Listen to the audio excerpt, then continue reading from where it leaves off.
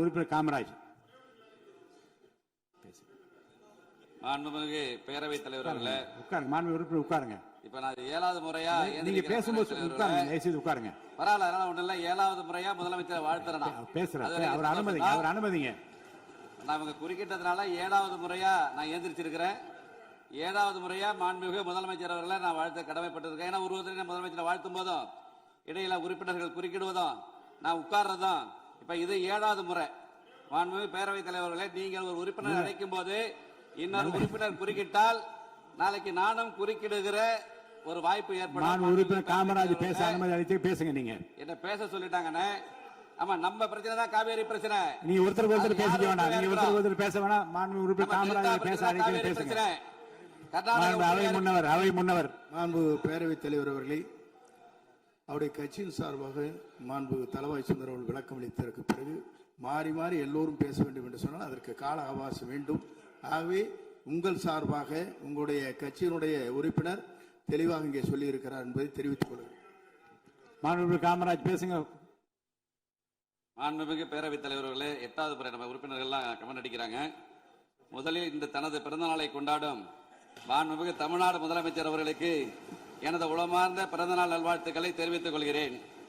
சமூக நீதி, கல்வி, தொழில் வளர்ச்சி, பெண்கள் முன்னேற்றம், இளைஞர் நலன், தமிழ்நாட்டின் ஒட்டுமொத்த வளர்ச்சிக்காக அவர் மேற்கொண்டு வரும் மக்கள் நல பணிகள் மேலும் சிறக்கவும், நல்ல உடல் நலத்துடனும் நீண்ட ஆயுளுடனும் மக்கள் பணியாற்றவும் இறைவனை பிரார்த்திக்கிறேன்.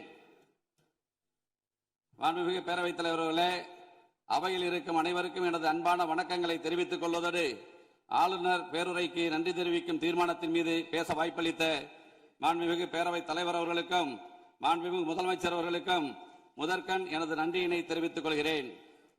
கடந்த 4 நாட்களுக்கு முன்பாக நம்முடைய ஆளுநர் அவர்கள் இந்த அவைக்கு வந்தார். வந்து அவர் சென்றபோது அவர் அறிக்கையாக வெளியிட்டது புதிய உதயம் தோன்றிய நாள். நாம் அனைவரும் இணைந்து பயணிக்க தொடங்கியுள்ளோம். இடையூறின்றி வாசித்ததில் மன நிறைவு அடைகிறேன். இது ஆளுநர் மாளிகை செய்திக்குறிப்பு. இவ்வாறு மேதகு ஆளுநர்களே மகிழ்ச்சியுடன் பாராட்டிய பின் வேறு எவரிடமிருந்து பாராட்டு பத்திரம் வேண்டும்? மாண்புமிகு பேரவைத் தலைவர் அவர்களே, நம்முடைய முதல்வர் அவர்களுக்கு. ஆளுநர் உரை என்றாலே ஒரு பதற்றம் நம்மை பற்றி கொள்ளும்.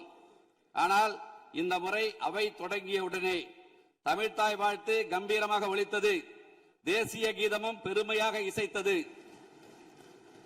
மேதகு ஆளுநர் அவர்களும் ரொம்பவே சந்தோஷமாக புன்னகையோடு தன் உரையை வாசித்து முடித்ததோடு இன்றைக்கு தமிழ்நாட்டில் ஒரு மாபெரும் சரித்திர புரட்சியை தன்னந்தனியே ஏற்படுத்தி உள்ளார் நமது மாண்புமிகு முதலமைச்சர் என புகழ்ந்திருக்கிறார்கள்.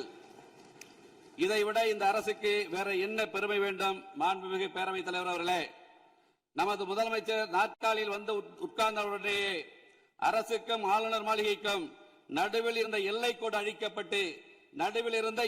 அழிக்கப்பட்டு அது நட்பின் பாலமாக அமைந்துவிட்டது. இதோடு நிற்கவில்லை. மத்திய அரசுக்கும் மாநில அரசுக்கும் இடையே ஒரு இணக்கமான ஒரு உறவு இருந்தால் மட்டும்தான் மாநிலம் வளரும் என்பதை புரிந்து மிக மிக முதிர்ச்சியான ஒரு அரசியல் பாதையை அமைத்துக் கொடுத்திருக்கிறார் நமது மாண்புமிகு முதலமைச்சர் அவர்கள். இதுதான் மற்ற தலைவர்களுக்கும் வழி நடத்த தெரிந்த நமது மாண்புமிகு முதலமைச்சர் அவர்களுக்கும் உள்ள வித்தியாசம் என்பதை இந்த அவையில் நான் தெரிவித்துக் கொள்ள கடமைப்பட்டிருக்கிறேன்.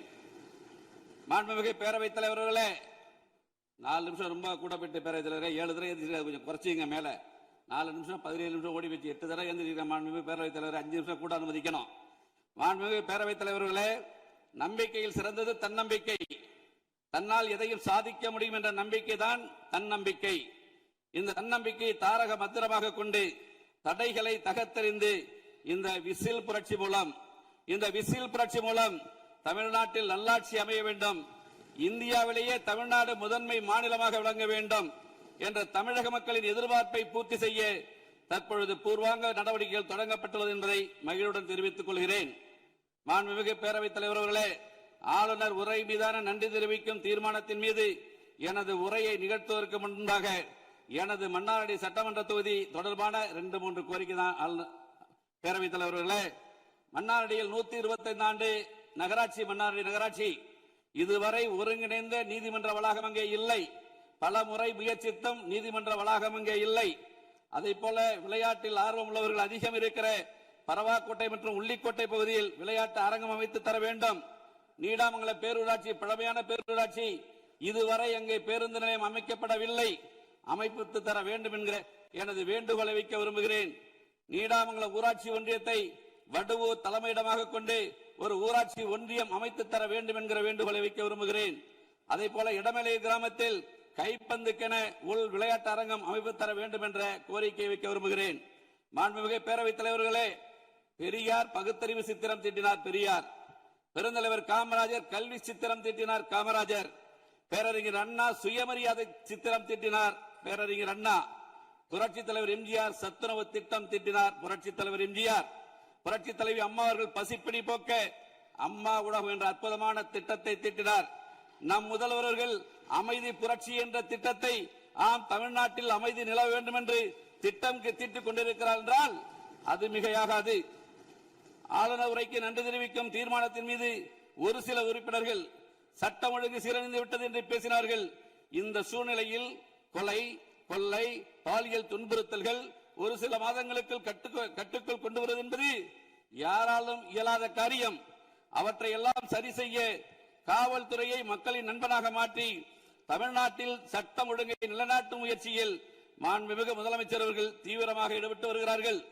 ஆளுநர் உரை பத்தி 18 பெண்களின் பாதுகாப்பினை பேணி காப்பது, பெண்களுக்கு எதிராக இரும்பு கரம் கொண்டு ஒடுக்குவதற்காக சிங்கப்பெண் அதிரடிப்படை உருவாக்கப்பட்டிருக்கிறது. இந்த அரசால் உருவாக்கப்பட்டுள்ளது.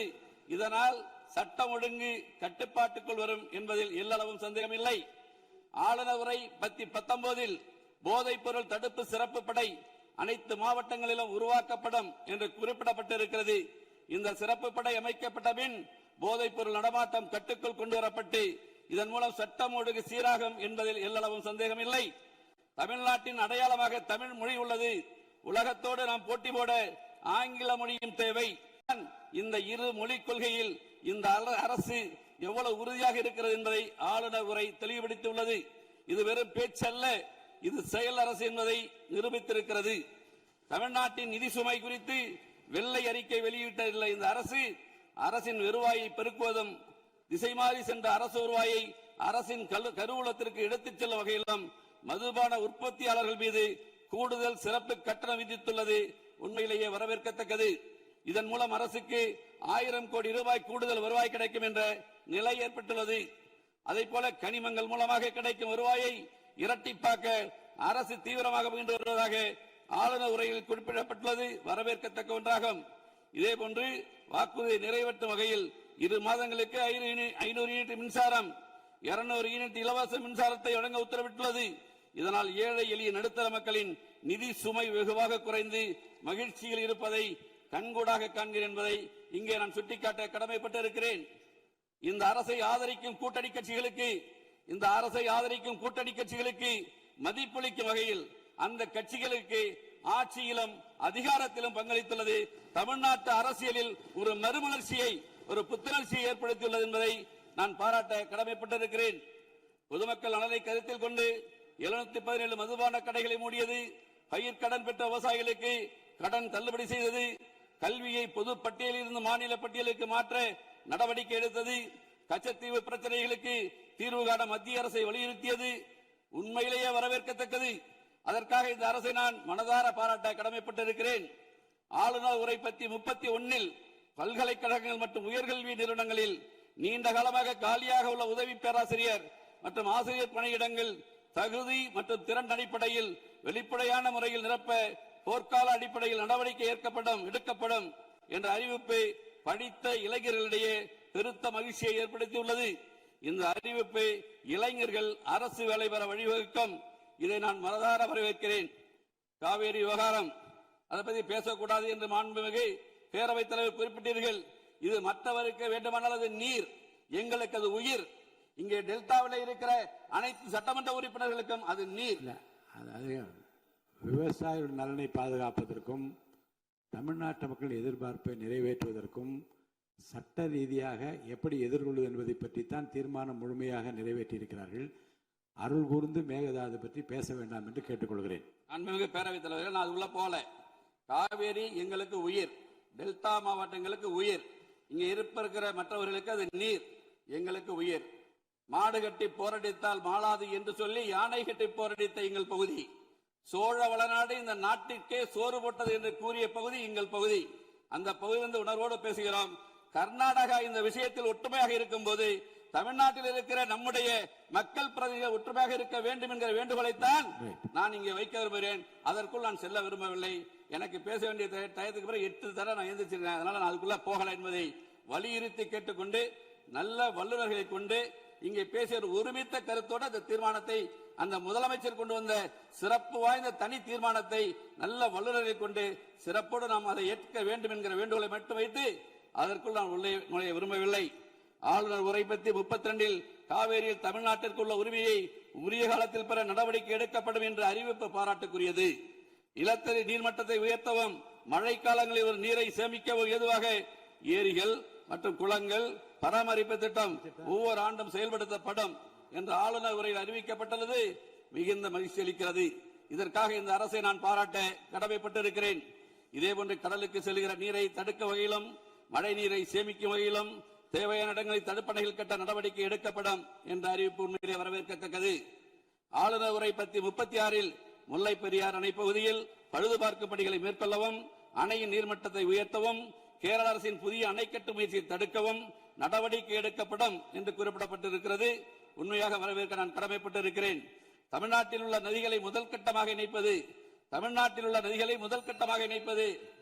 10 நிமிஷம் 11 நிமிஷம் 8 நிமிஷம் ஏஞ்சி பேரவைத் தலைவர்களே, 8 தர ஏஞ்சி 5 நிமிஷம் கூட விடுங்க, முடிக்க ஒரே பக்கம் தான். இன்னைக்கு நல்ல எக்ஸசைஸ் உங்களுக்கு 8 முறை எழுந்து முடிச்சிடறேன். இல்ல பேரவைத் தலைவர் 11 நிமிஷம் ஓடி இருக்கு. 8 தடவை இடையில குறுக்கிட்டு இருக்காங்க பேரவை உறுப்பினர்கள். ஒரு 4 நிமிஷம். தமிழ்நாட்டில் உள்ள நதிகளை முதற்கட்டமாக இணைப்பது மற்றும் தென் மாநிலங்களில் உள்ள நதிகளை இணைப்பது ஆகியவற்றை மேற்கொள்ள இந்த அரசு தீவிர முயற்சி செய்யும் என்ற அறிவிப்பு தமிழ்நாட்டு மக்களிடையே பெருத்த மகிழ்ச்சியை ஏற்படுத்தியுள்ளது. நிறைவேற்றார். அதேபோன்று இதேபோன்று அரசு துறையில் உள்ள காலி பணியிடங்கள் நிரப்புதல், சிறந்த மின் ஆளுமை சேவைகள் பொதுமக்களுக்கு வழங்குதல், ஒலிம்பிக் உயர்திறன் மையங்கள், மேலும் தொழில் வளர்ச்சிக்கான அரசாக, வேளாண் வளர்ச்சிக்கான அரசாக இந்த அரசு விளங்கிக் கொண்டிருக்கிறது. ஏழையின் சிரிப்பில் இறைவனை காண்போம் என்ற பேரறிஞர் அண்ணா அவர்களின் பொன்மொழிக்கேற்ப ஏழைகளுக்கான அரசாக, ஒடுக்கப்பட்ட மக்களுக்கான அரசாக, சிறுபான்மை மக்களுக்கான அரசாக இருந்து மதசார்பற்ற அரசாகவும் சமூக நீதிக்கான அரசாகவும் இருந்து பொதுமக்களின் நெஞ்சங்களில் இன்றைக்கும் சிம்மாசனம் போட்டு உட்கார்ந்திருக்கிற நம்முடைய முதலமைச்சரை மனதார பாராட்டுவதோடு இந்த நல்லாட்சிக்கு தோள் கொடுப்பதில் சட்டமன்ற உறுப்பினராக நான் பெருமகிழ்ச்சி அடைகிறேன். மொத்தத்தில் இந்த ஆளுநர் உரை தமிழ்நாட்டு மக்களை வளர்ச்சி பாதையில் அழைத்துச் செல்லும் முறையாக, தமிழ்நாட்டை அமைதி பூங்காவாக மாற்றும் முறையாக அமைந்துள்ளது என தெரிவித்து வாய்ப்பளித்த உங்களுக்கு நன்றி கூறி, எனது மன்னார்குடி சட்டமன்ற தொகுதியில் சமீபத்தில் பள்ளி குழந்தைகள் 3 பேர் இறந்திருக்கிறார்கள். 5/6/2025 அன்று அரசு பள்ளியில் படிக்கிற 3 மாணவர்கள். நம்முடைய முதலமைச்சர் அந்த குடும்பங்களுக்கு உதவி இருக்கிறார், இல்லை என்று சொல்லவில்லை. அதில் வருத்தம் என்னவென்றால் முதலமைச்சர் மேல் வருத்தம் கிடையாது. அந்த குடும்பத்தில் 3 குடும்பத்திலும் ஒரு ஆண் பிள்ளைகள் தான். இந்த 3 ஆண் பிள்ளைகளும் இறந்து விட்டார்கள். அந்த 3 குடும்பத்திலும் ஒரு ஆண் பிள்ளை, ஒரு குடும்பத்தில் ஒரே ஒரு ஆண் பிள்ளை, இன்னொரு குடும்பத்தில் ஒரே ஒரு ஆண் பிள்ளை, இன்னொரு குடும்பத்தில் ஒரு ஆண் பிள்ளை ஒரு பெண் பிள்ளை. மொத்தத்தில் அந்த 3 குடும்பங்களிலும் 3 ஆண் பிள்ளைகளும் இறந்து விட்டார்கள். உங்கள் மூலம் மாண்புமிகு முதலமைச்சரை நான் கேட்டுக்கொள்வது, அந்த 3 குடும்பங்களுக்கும் அரசு வேலைவாய்ப்பில் முன்னுரிமை கொடுக்க வேண்டும் எனக்கு வேண்டி கேட்டு உங்களை மனதார பாராட்டி விடைபெறுகிறேன். நன்றி, வணக்கம். மாண்புமிகு பொதுப்பணித்துறை அமைச்சர் அவர்கள். மாண்புமிகு